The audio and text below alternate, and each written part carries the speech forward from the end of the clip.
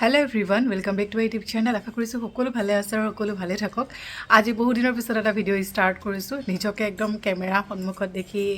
বহুত বেলেগ এটা কিবা ফিল হৈছে সঁচাকৈ। বহুত দিন হৈ গ'ল, গাটো বহুত বেছি বেয়া আছিলে আৰু আজি ফাইনেলি বহুত বেছি ৰিলেক্স পাইছোঁ আৰু লগতে মনটো ভাল লাগিছে, হাঁহি হাঁহি সেইকাৰণে ভিডিঅ' বনাইছোঁ। ভাবিলোঁ এটা লং ভিডিঅ' ষ্টাৰ্ট কৰি দিয়া যাওক। কিনো হৈছিলে বুলি বহুতে কমেণ্ট কৰি আছে, আপুনি কিয় ভিডিঅ' দিয়া নাই সেয়াও কমেণ্ট পাই আছোঁ। গম পাইছোঁ আপোনালোকে বহুত বেছি মোক মিছ কৰি আছিলে আৰু আপোনালোকে মোক যিমান বেছি মিছ কৰি আছিলে মই মোৰ ইউটিউব ফেমিলিটো তাতোতকৈ বহুত বেছি মিছ কৰি আছিলোঁ। কাৰণ সঁচাকৈ কৈছোঁ, সদায় ভিডিঅ' দি সেই যে কণ্টিনিউটিটো বজাই ৰখা হয়, তাৰপিছত যেতিয়া গেপ পৰা হয় নহয়, মূৰত এটা সাংঘাতিক প্ৰেছাৰ নপৰে, আচলতে মনত দুখ লাগি থাকে, হেভি হৈ থাকে মনটো আৰু এনেকৈ বেয়া লাগি থাকে। আৰু আজি 7 দিনমানৰ পিছত মই খাইছোঁ তেল মৰা কিবা এটা, তাকো ডাইৰেক্ট চাওমিনে খাই দিছোঁ। এইখিনি মোলৈ থৈ দিয়া। মই বহুত দিন তেল পিঁয়াজ নহৰু আদা এইবোৰ যিকোনো বস্তু আৰু খোৱা নাছিলোঁ। কেঁচা বস্তু বহুত মগু এনেকুৱা ধৰণৰ খাই আছিলোঁ আৰু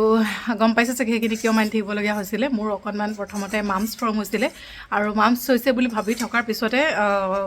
বেলেগ কিবা এটাহে হ'লগৈ। বাৰু যি কি নহওক, এতিয়া ভাল হৈছে।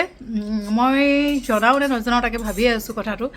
যিহেতুকে বহুত কাকো একো কোৱা হোৱা নাই এইটো বিষয়ৰ ওপৰত যে মোৰ কি হৈ আছিলে বুলি। মামছ ফৰ্ম হৈছিল যদিও ইমান বেছিকৈ স্প্ৰেড হ'বলৈ নাপালে, ইনফেকশ্যনটো বাঢ়ি নগ'ল। কাৰণ মই যিমানখিনি সাৱধানতা ল'ব লাগে গোটেইখিনি কৰিলোঁ আৰু যিখিনি নীতি নিয়ম মানি থাকিব লাগে ঘৰুৱা মতে সেইখিনিও মই কৰিলোঁ। আৰু আজি মাননি ভাগো দিয়া হ'ল, মন্দিৰতো মই গৈ আহিলোঁ আৰু এতিয়াৰ পৰা অকণমান ভাল লাগিছে। কিন্তু বিষটো অলপমান হয়, গাটো খুব বেছি বেয়া লাগে, জ্বৰো হৈ আছিলে আৰু সেইকাৰণে বাকী আৰু বহুত কথা আছে আপোনালোকৰ সৈতে মই লাহে লাহে শ্বেয়াৰ কৰিম বাৰু। কিন্তু এতিয়া ঘপককৈ কৈ দিবলৈ বেয়া পাইছোঁ। সদ্যহতে এইটোৱে কৈ থওঁ আৰু অকণমান আই দেখা দিয়া নিচিনাও হৈছিলে, মোৰ মূৰত সৰু সৰুকৈ গুটি ওলাইছিলে। তো মই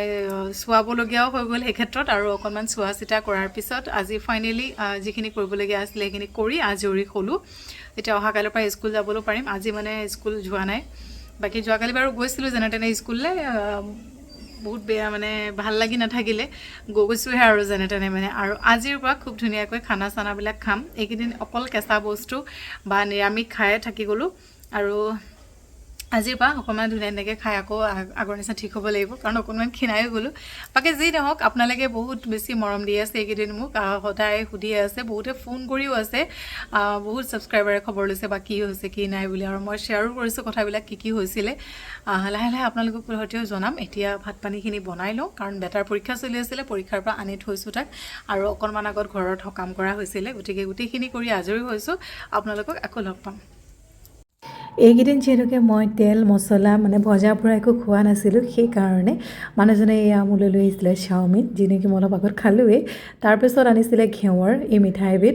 বহুত বেছি মিঠা তথাপিও অকণমান আনিছে বুলি খালোঁ। আৰু লগতে এয়া বেটাক মই অকণমান কৰাই আছোঁ এতিয়া ৰিভিজন, আৰু ভাবিছোঁ আপোনালোকক মই জনাই দিওঁ যে মোৰ প্ৰকৃততে হৈছিল কি।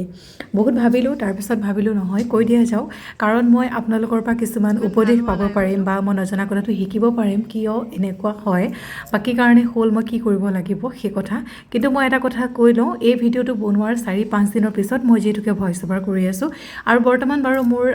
চব ঠিকে আছে, তথাপিও আপোনালোকক জনাই দিওঁ বুলি ভাবিছোঁ।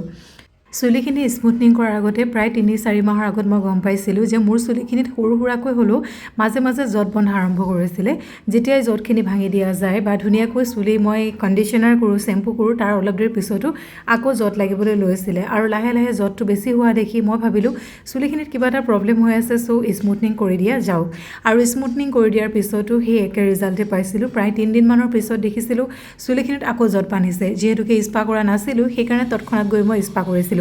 চুলি স্মুথনিং কৰাৰ পৰা আদি কৰি স্পা কৰালৈকে প্ৰত্যেকটো ভিডিঅ' আপোনালোকক দিছিলোঁ যদিও সেইখিনিতে মই অকণমান জনাবলৈ অসুবিধা পাইছিলোঁ। তথাপিও ঘৰৰ মানুহৰ লগত বা পৰিয়ালৰ মানুহৰ লগত আৰু যিসকলে জানে তেওঁলোকৰ লগত শ্বেয়াৰ কৰিছিলোঁ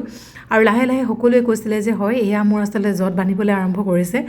কাৰণ অগ্নিনাভ মন্দিৰলৈ গৈছিলোঁ, অগ্নিনাভ মন্দিৰলৈ যোৱাৰ আগতেই মোৰ জঁট বান্ধিছিলে আৰু সেইটো উদ্দেশ্য লৈ মই মন্দিৰলৈ গৈছিলোঁ বা বহুত দিনৰ আগতে যাম বুলি পৰিকল্পনা এটা চলি আছিল। সেই হেতুকেও গৈছিলোঁ যদিও মই মন্দিৰত এবাৰো উল্লেখ নকৰিলোঁ মোৰ জঁট বন্ধাৰ কথা, কাৰণ সেইখিনি সময়ত হৈ থকা নাছিলে কাৰণে মোৰ মনলৈ এবাৰো হ'লেও নাহিলে। যি কি নহওক চোৱা চিতা কৰাৰ পিছত যিখিনি নীতি নিয়ম মানি চলিবলৈ ক'লে সেইখিনি মানি চলাৰ পিছত বাবাৰ নামত পুনৰ চাকি বন্তি জ্বলাই মই আকৌ বাবাৰ তালৈ যাবলৈ সংকল্প লৈছোঁ সোনকালে গোটেইখিনি কৰি মেলি আজৰি হোৱাৰ পিছতে মই এপাক বাবাৰ ওচৰত পুনৰ দৰ্শন কৰিম আৰু লগতে তাই যে জনাম কিন্তু বৰ্তমান ঠিকে আছে চুলিখিনি ধুনীয়াকৈ খিনি খুলি দিয়াৰ পিছত এতিয়া আৰু একো বান্ধা নাই আশা কৰিছোঁ ভগৱানে সকলো ভাল কৰক অগ্নিনাভ বাবাই ঠিক কৰক আৰু এনেকুৱা ধৰণৰ সমস্যাৰ পৰা যাতে মোক পৰিত্ৰাণ দিয়ক কিবা যদি দুখ লাগিছে কিবা যদি ভুল কৰিছোঁ সেইখিনি যাতে মাফ কৰি পিনাই ভুলখিনি শুধৰাই যাতে দুখমুক্ত কৰে সেইবুলিয়ে মানে মনত আশা এটা বান্ধি পিনাই আছোঁ বৰ্তমান ঠিকে আছোঁ আৰু সেইকাৰণে আচলতে গাটো খুব বেয়া হৈছিলে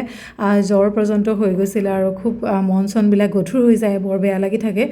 বাকী যি কি নহওক আপোনালোকে কোনোবাই যদি এই বিষয়ে কিবা জানে মোক জনাব বুলি কমেণ্টত আশা ৰাখিলোঁ আপোনালোকৰ পৰা যিহেতুকে একো ৰাখিব নোৱাৰোঁ মই প্ৰত্যেকটো কথা শ্বেয়াৰ কৰোঁ সেইকাৰণে এই কথাষাৰো শ্বেয়াৰ কৰিলোঁ আৰু এয়া গধূলি সময়ত আহিলে এটা মোৰ পাৰ্চেল ফ্লিপকাৰ্টৰ পৰা মই এটা বাৰ্থডে গিফ্ট অৰ্ডাৰ কৰিছিলোঁ আৰু ইয়াতে আছিলে এটা টেডি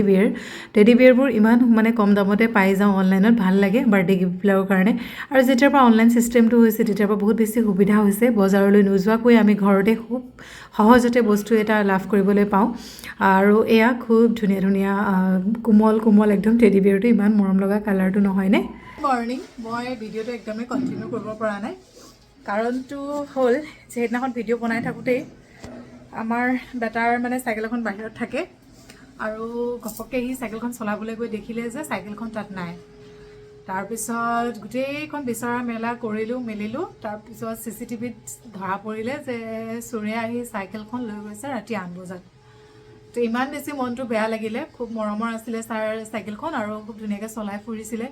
তো ঘপককৈ তেনেকৈ চোৰে লৈ যোৱাৰ কাৰণে অকণমান বেয়া লাগি সিদিনাখনৰ বাৰু ভিডিঅ'টো কণ্টিনিউ নকৰিলোৱে আৰু চোৰজনৰ কি হৈছে মানে তেওঁ গোটেই এনেকৈ মূৰত কিবা মাৰি আহিছে যাৰ কাৰণে ফেচটো একেবাৰে ধৰিব নোৱাৰিলোঁ মুখখন আৰু ধৰিব পৰালৈকে কি হ'ল নগাঁৱৰ মানুহ তেনেকৈ চিনি নাপাওঁ আৰু ওচৰ পাজৰ মানুহ ইমান চাহ চিনাকি নাই যিহেতুকে সেইকাৰণে বাকী এতিয়া আৰু লৈ গ'ল অকণমান সাৱধান হ'ব লাগিব মানে সাধাৰণতে আমাৰ বেটাই চাইকেলখন তেনেকৈ এৰি থৈ নাহে চলাই পিনাই কিন্তু তাৰ লগৰ এটাই সেইদিনাখন লৈ গৈছিলে আৰু সি গোটেইখন চলাই পিনাই মানে আমাক নুসুধাকৈ লৈ গ'ল লক কৰি থোৱা নাছিলে আৰু গোটেইখন চলাই পিনাই সি আগফালে মানে য'ত থ'ব নালাগে তেনেকুৱা এটা ঠাইত থৈ দিলে একেবাৰে গেটখনৰ ওচৰতে য'ৰ পৰা লৈ যাবলৈ সুবিধা হ'ল আৰু আমি ভাবিলোঁ বেটাই য'ত ষ্টেণ্ড কৰি আহিছে তাতে আছে চাইকেলখন সেইকাৰণে ইমান অসুবিধা নাই কিন্তু পিছত কেমেৰাতে কালি ধৰা পৰিছে যে ল'ৰাটোৱে চাইকেলখন চলাই গোটেই ৰাউণ্ডটো মানে চলাই সি তাত থৈ গ'ল চাইকেলখন আৰু যাৰ কাৰণে আজি চাইকেলখন লৈ গ'ল চোৰে উপায় নাই বাকী তাৰ পৰীক্ষাও চলি আছে সেইকাৰণে বৰ এটা হেৰি নকৰিলোঁ আৰু অকণমান মনটো বেয়া হ'ল এতিয়া মই স্কুললৈ ওলাইছোঁ আজি হৈছে শনিবাৰ আকৌ ভিডিঅ'টো কেতিয়া দিওঁ ঠিক নাই আৰু জেকেটটোকে পিন্ধি গৈছোঁ ভিতৰত একো নিপিন্ধিলোঁ আজি হাইনেকটো আৰু হাইনেকটোৰ কথা ইমান সোধে আপোনালোকে হাইনেকটো ক'ৰ পৰা লোৱা বুলি সেইটো মই আচলতে দোকান এখনৰ পৰা লোৱা নগাঁৱৰ সৃজনী আছিল চাগে নামটো সৃজনীয়ে হয় আৰু সেইকাৰণে অনলাইন লিংক সেইকাৰণে দিব পৰা নাই বাকী যি নহওক অকণমান লিপষ্টিক লগাওঁ ওলাওঁ দেই ঠাণ্ডা বুলি মই বৰ বিশেষ কাপোৰ উলিওৱাই নাই এই শাড়ীখনকে পিন্ধিছোঁ ক'লা শাড়ীখন এই শাড়ীখন বহুত ভাল লাগে বুলি কয় অকণমানকৈ গ্লাছত দেখিছে চাগে বহুত ভাল লাগে বুলি কয় আপোনালোকে যিটোকে শ্বৰ্ট ভিডিঅ' দেখিছেই আৰু শাড়ীখন অনলাইন লৈছিলোঁ সুধিছিলে এইখনো মই নগাঁৱৰ দোকান এখনৰ পৰা লোৱা তেনেই কম দামী শাড়ী 200 মান টকা লৈছিলে কিন্তু বহুত ভাল চাগে পিন্ধিবলৈ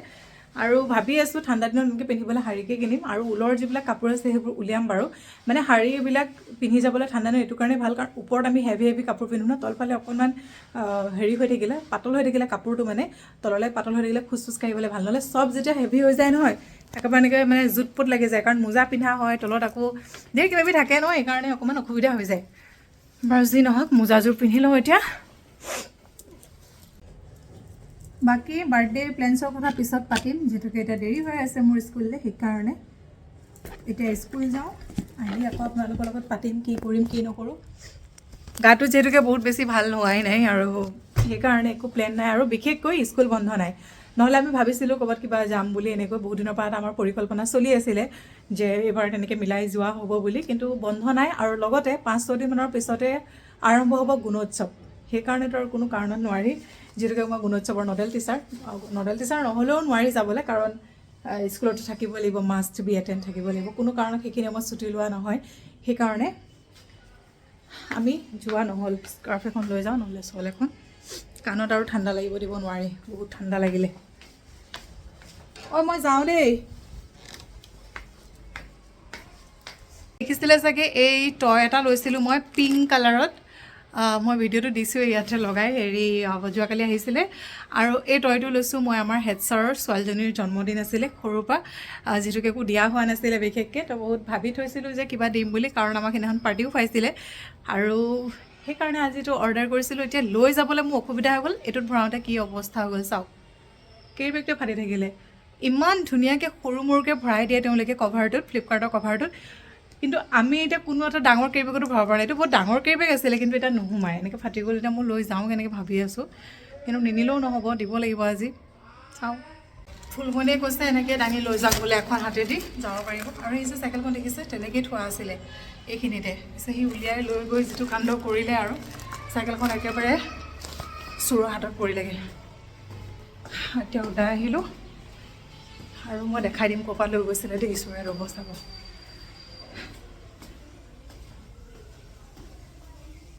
এটা আমাৰ কেমেৰা লাগিয়ে আছে এই কেমেৰাটোৰে ধুনীয়াকৈ ওলায় এইখিনি ঠাইত কিন্তু এইখিনিত নাছিলে আকৌ দিছিলে আমাৰ ঘৰৰ সন্মুখ ডাঙৰ গেটখন আৰু এইখন হৈছে সৰু গেটখন এইখিনিত থৈ দিলে আকৌ চাইকেলখন এইখিনিৰ পৰাই লৈ গ'ল এইটো একদম বহুত ডাঙৰ কথা হৈ গ'ল সেইখিনিৰ পৰা লৈ গুচি গ'ল তেতিয়া ওলাই আহিলোঁ যাওঁ দেই